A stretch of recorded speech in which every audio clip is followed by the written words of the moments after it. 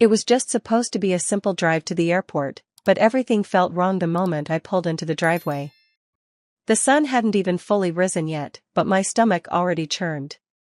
I parked the car, glancing at the clock on my dashboard. 6:02 a.m. 2 minutes late. I had promised Mom I'd be there on time.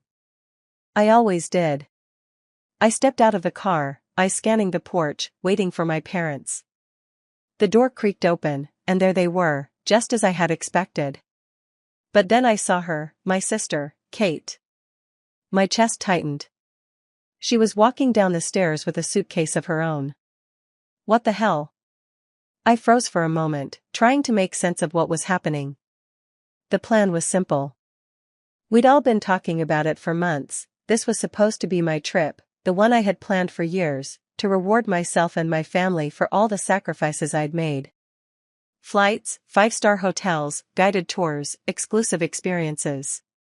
Everything had been arranged. And yet, there she was, Kate, stepping into the car, her suitcase clicking across the concrete like it belonged there. I tried to keep my voice steady. "Mom, what's going on?" I asked, barely able to breathe as I glanced from her to my dad, who was awkwardly shuffling behind her, avoiding eye contact. "Oh, Rachel, honey, we decided Kate should go instead of you," my mom said, her voice far too cheerful for the situation. "Instead of me?"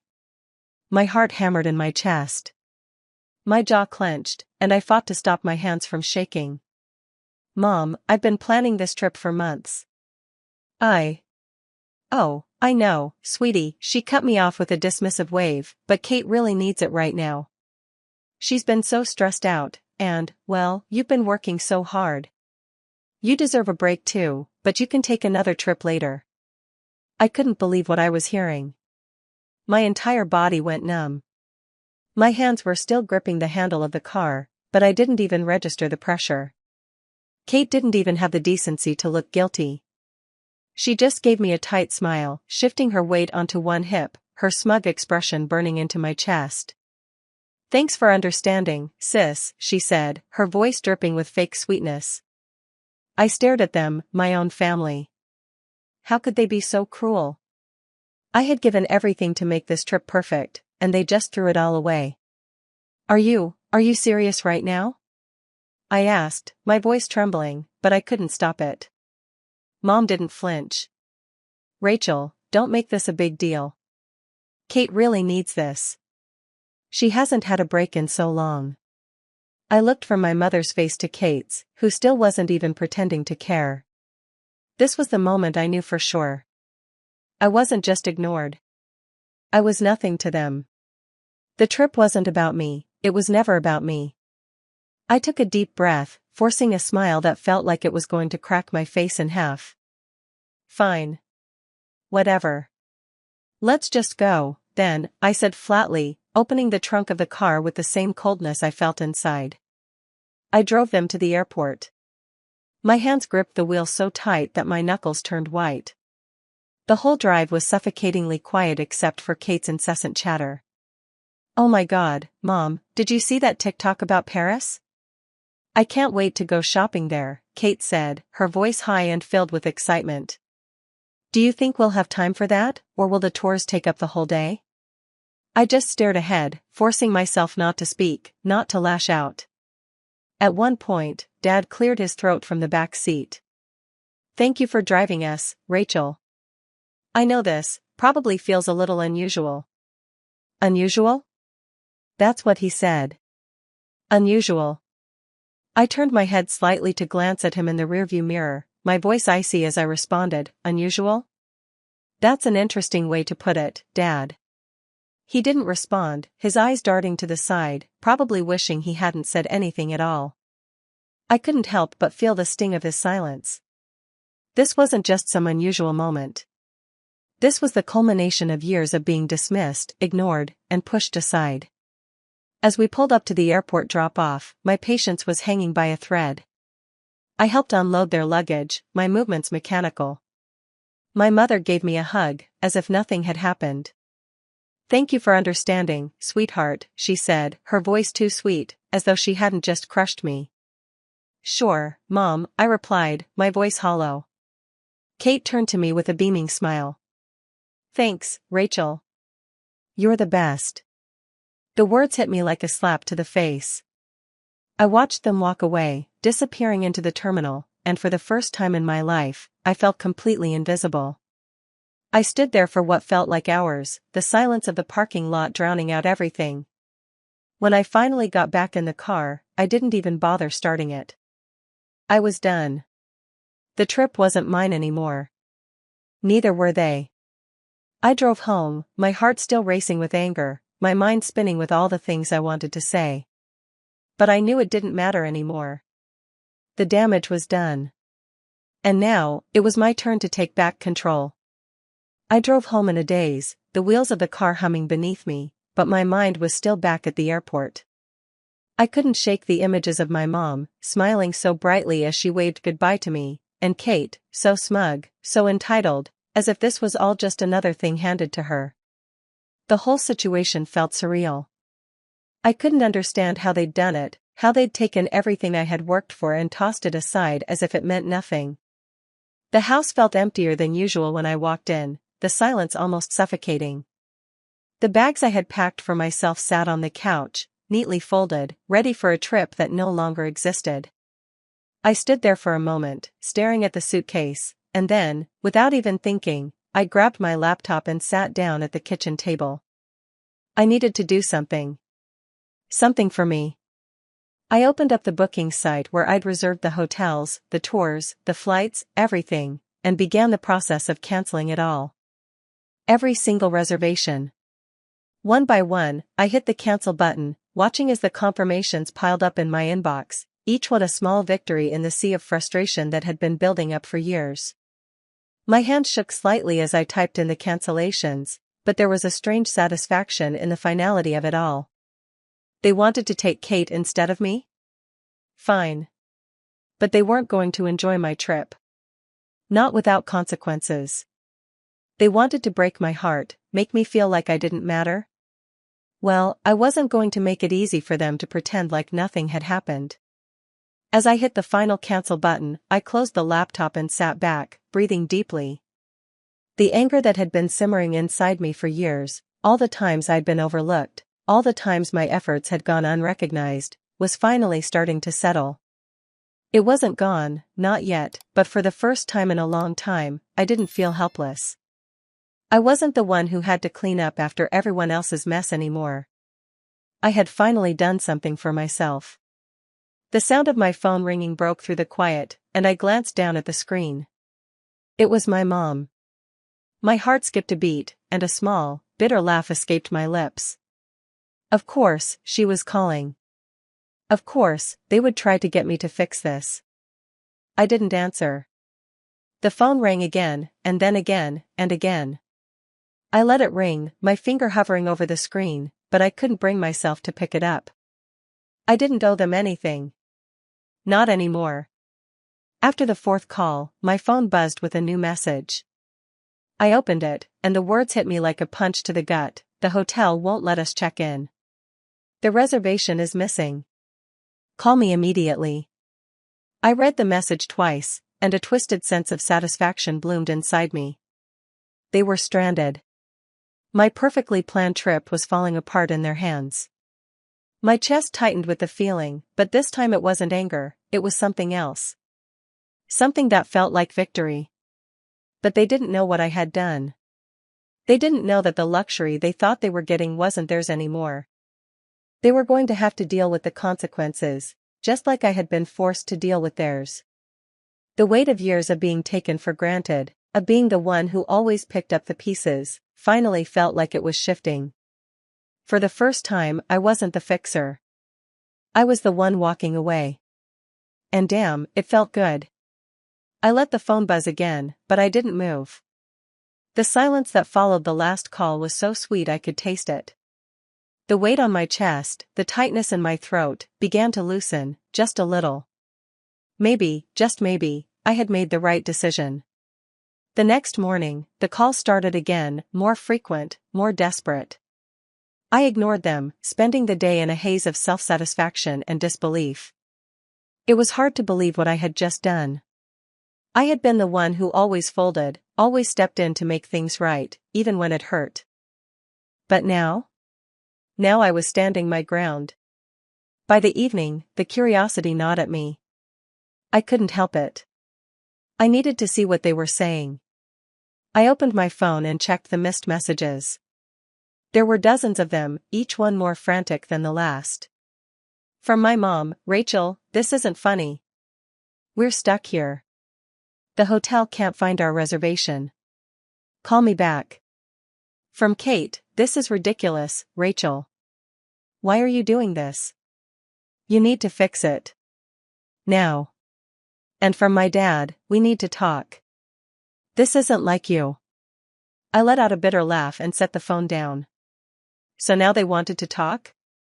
Now they were worried? Now they realized they needed me? I closed my eyes for a moment, letting their voices wash over me. For years, I had been the one who patched things up, the one who made sure everything was okay, no matter the cost. And now? They were scrambling, unable to deal with the mess they had created. They were feeling the panic that I had felt for so long. They didn't know how to handle it, and honestly, I didn't care anymore. But then, just as I was about to turn the phone off again, my mom's name flashed on the screen. I sighed and answered, not out of obligation, but because part of me needed to hear this, needed to hear the desperation in her voice. "Rachel," she started, her tone thick with frustration. "What did you do? Why did you cancel everything?" I leaned back in the chair, keeping my voice steady. "I canceled it because I wasn't invited on this trip, Mom. It wasn't mine anymore. You made your choice. Now you'll have to live with it." There was a long silence on the other end of the line, and for the first time, I felt a twinge of something I couldn't quite identify. Guilt? Maybe. But there was also relief, so much of it that it almost hurt. My mom finally spoke, her voice quieter now. "We thought you'd understand. We thought you'd be okay with it." "Maybe I would have been," I said, my voice cold but calm. "If you had bothered to even ask me first. But you didn't. You just assumed. You always do." She started, but I interrupted. "I'm done, Mom. I'm done being the one who cleans up after everyone. This trip wasn't about me, and now you're learning what it feels like to be ignored. To be treated like nothing. Welcome to my world." The line went silent again, and I knew she had no words left. I hung up the phone and turned it off, tossing it onto the couch. For the first time in years, I felt like I could breathe. It was done. And there was no going back. I spent the next couple of days in a strange, almost numbing quiet. The house felt like a sanctuary, but it was the kind of silence that both comforted and unsettled me. I didn't know how to explain the rush of emotions I was feeling, relief, anger, even a strange sense of satisfaction. But mostly, there was the quiet voice in my head whispering, "This is it.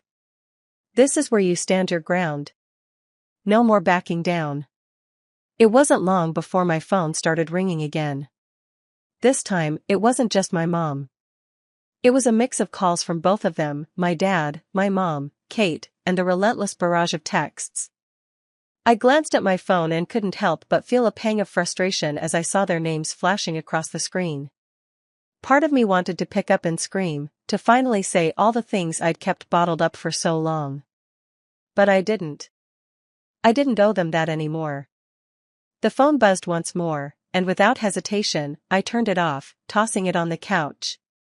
I didn't need to hear the endless excuses or manipulations. The "we're sorry" s.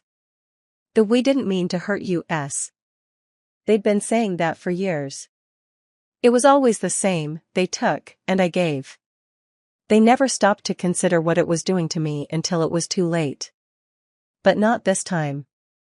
I walked around the house, doing everything I could to keep my mind occupied. I cleaned, rearranged things, even went through some old photo albums I hadn't touched in ages. In those old pictures, I could see myself, the person I used to be. The version of me that never questioned her place in the family, the one that took everything in stride, no matter how unfair it was. The me who would have gone to the ends of the earth to fix things, to be the hero. But that version of me was gone now. The person I was becoming was someone who could finally say no, who could stand tall and say, "I'm done being the fixer." By the third day of their calls, something inside me finally snapped. I couldn't keep running from it anymore. I couldn't keep ignoring them. A small part of me wanted closure, to at least hear them acknowledge what they'd done. Maybe it was the hope that they would finally see the truth. Maybe it was the need to hear them apologize. So I picked up the phone. "Rachel," my mom's voice crackled through the line, and I could already hear the tension in her words. She was trying to keep it together, but I could tell it was breaking her. "Please. This has gone too far. We need to talk." "I'm listening," I said, trying to keep my voice neutral, but even as the words left my mouth, I could feel the anger creeping back into my chest. "You've ruined everything. Your father and I," she began, her voice shaking. "I haven't ruined anything, Mom," I cut in, my tone sharp. "You ruined it when you decided Kate deserved the trip more than me. When you decided to ignore everything I've done for this family. I don't owe you any more explanations." There was a long pause. I could feel the weight of her disappointment, but I didn't care anymore. I had to say it. I had to make her understand. For years, I've put everyone before myself. I've been the one who made things right when they fell apart. But not anymore. Not this time. The silence on the other end of the line was deafening. I could practically hear her struggling to find the words.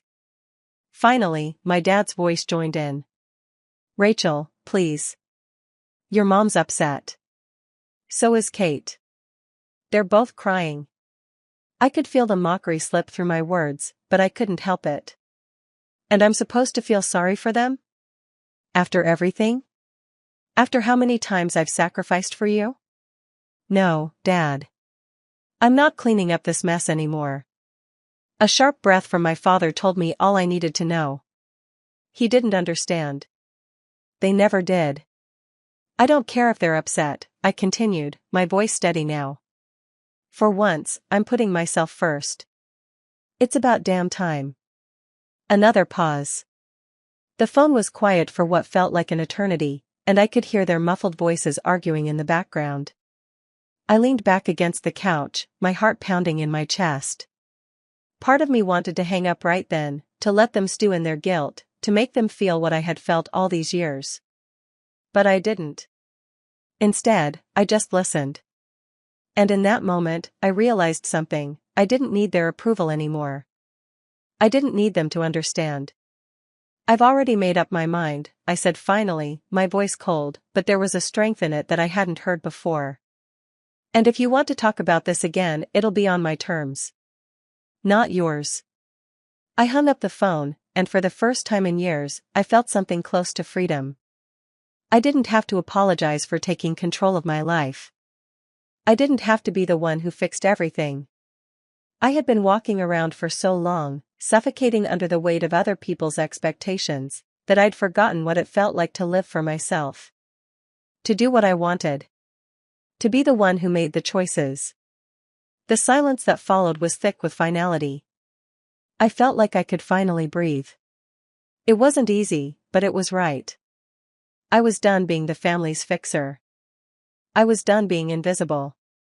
I grabbed my keys, walked out the door, and drove to the nearest cafe. For the first time in so long, I didn't have anyone else's needs weighing me down. The air felt different, fresher, somehow, as if I was breathing for the first time in years. As I sipped my coffee, I realized something. I had just taken the first real step in reclaiming my life. And I wasn't looking back. The days that followed felt like a blur, but in the best way. For the first time in a long time, I wasn't answering to anyone, wasn't putting anyone else's needs ahead of my own. I woke up when I wanted, did what I wanted, and for the first time in a long time, I felt free.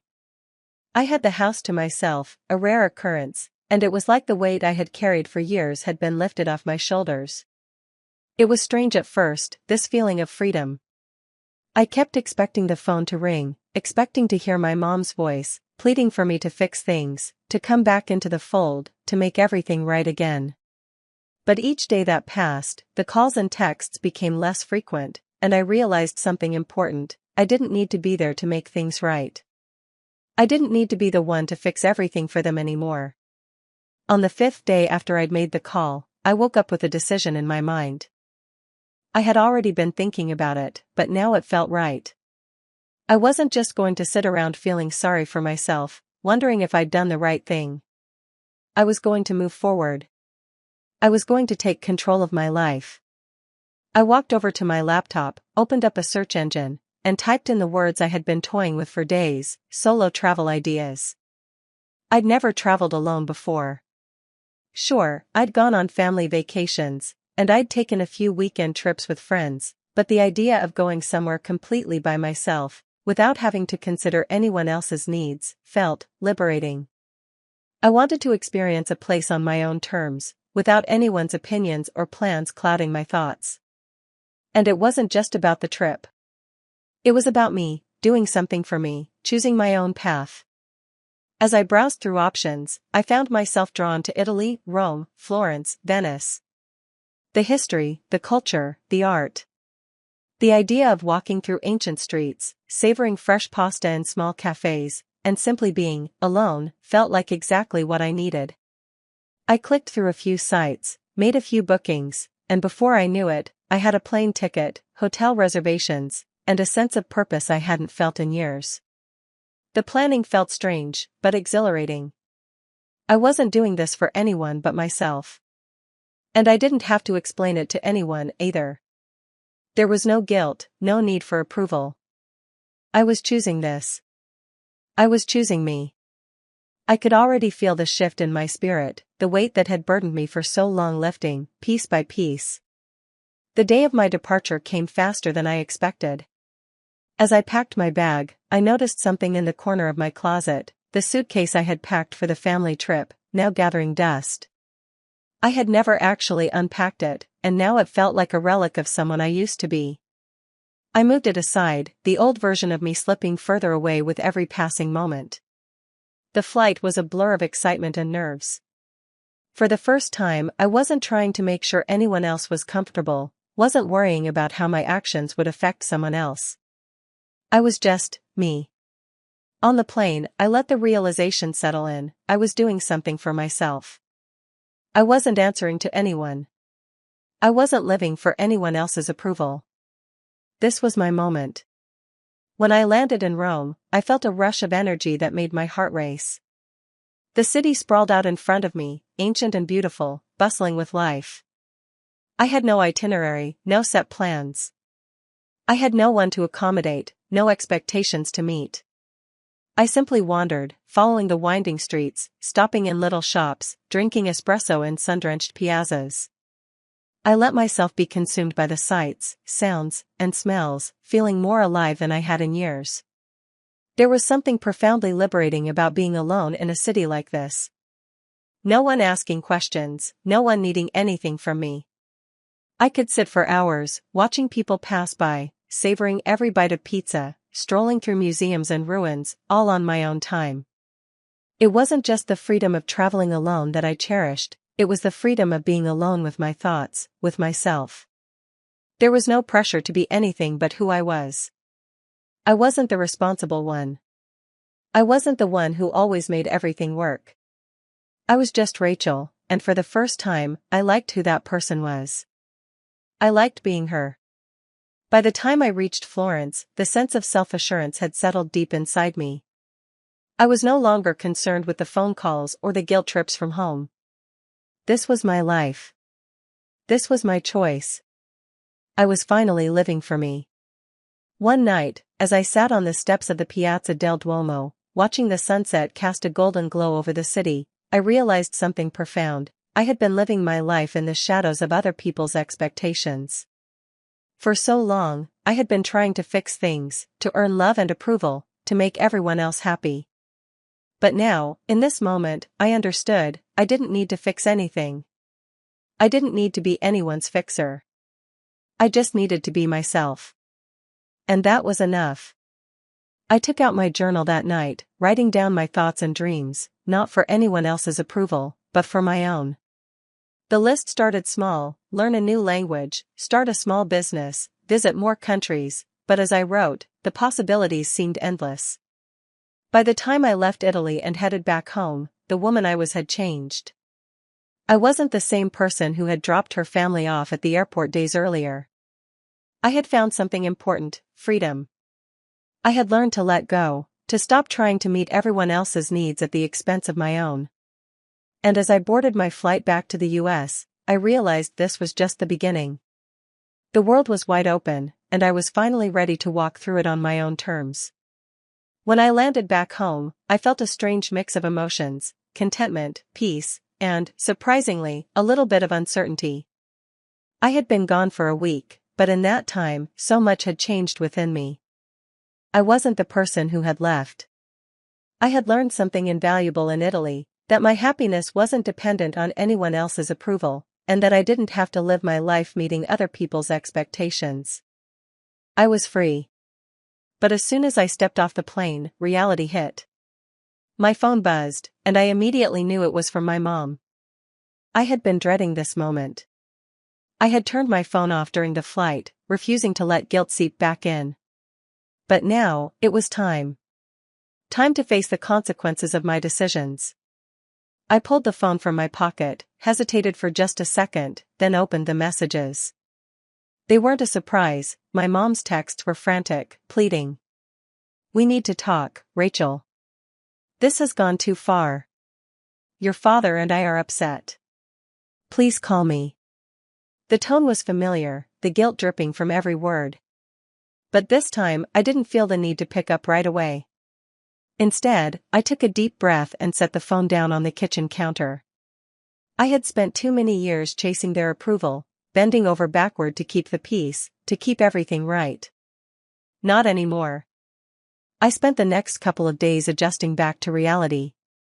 My life was different now. I felt stronger, more certain of who I was and what I wanted. It was hard to put into words, but there was a sense of clarity that hadn't been there before. I knew I wasn't going to fix things for them anymore. They would have to figure it out on their own. I was going to live for myself, for my happiness, and that was enough. Then, on the third day after I returned, the phone rang again. It was my mom. This time, I answered. "Rachel," her voice sounded softer than I had expected. "We've been thinking about everything. We realize we may have pushed you too far.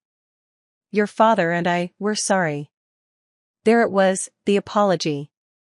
But even as I heard her words, I couldn't help but feel a sense of detachment.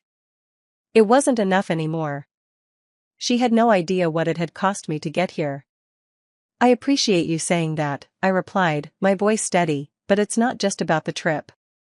It's about years of me putting everyone else's needs first, of being the one who always cleaned up the mess. I'd been there for you every single time, and you never even noticed." There was silence on the other end, a quiet I hadn't heard from her in a long time. Finally, she spoke, her voice more fragile now. "We never meant to make you feel that way, Rachel. We didn't realize how much we took you for granted." "You didn't," I said, cutting her off, "and that's the problem. But I'm done now. I'm done being the fixer. I'm done trying to make everyone happy, at my expense. I've got to live my life for me, Mom. Not for you, not for Kate, not for anyone else." There was a pause before she spoke again. "I understand," she said softly, her voice barely a whisper. "But I hope, someday, we can fix this. I don't want to lose you." It was the most genuine she had sounded in a long time, but the truth was, I wasn't sure we could go back to the way things were. Things had changed, I had changed. And though I loved them, I knew I couldn't keep sacrificing my own happiness for theirs. "I don't know," I said, my voice firm but not unkind. "Maybe one day, we can talk. But for now, I need space. I need to focus on myself." The conversation ended quietly, but I didn't feel the weight I thought I would. I didn't feel guilt. I felt something else: relief. The relief that comes when you finally stop running yourself into the ground for people who never even saw you. Over the following months, the calls from my mom and dad slowly became more spaced out. They reached out, but I wasn't in a rush to jump back into their lives the way I had before. I needed time, and this time I wasn't going to rush the process. I started focusing more on me. I enrolled in a photography class I'd always dreamed of taking but had put off for years. I joined a hiking group, taking long walks on weekends to clear my mind. Every day, I felt more like myself, more like the woman I wanted to be, not the one who had been tethered to everyone else's needs. One afternoon, a couple of months later, as I was walking through a park with my camera slung over my shoulder, I got another call from my mom. I hesitated for a moment, but this time I picked up. "Hi, Rachel," her voice sounded softer than ever. "I just wanted to say, we've been trying to do better. Your father and we've really been thinking about everything, about how we treated you. I hope one day, you'll let us back in." I smiled softly to myself, standing in the middle of the park, the sun casting a warm glow across the path ahead. "We'll see, Mom. I'm doing good. But I need to keep doing this for me." And for the first time in my life, I wasn't worried about what came next. For once, I wasn't looking back. I was finally living life on my own terms, and I wasn't about to let anyone take that away from me. The future was wide open. And this time, it was mine to shape.